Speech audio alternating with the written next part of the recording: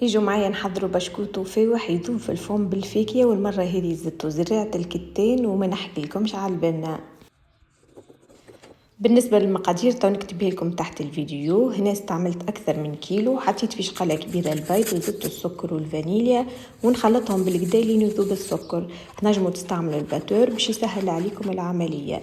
كيس زيت زيتونة ونص كيس زيت نباتي وإلا تحطوا زبدة، ونخلط لين يدخل الزيت، ونزيد مغرفة كبيرة قشور برقدين مرحي، ونزيد زراعة الكتان والجلجلين مرحيين، والكونتيتي راهي بالعين، تنجموا تنقصوا كيما تنجموا تزيدوا.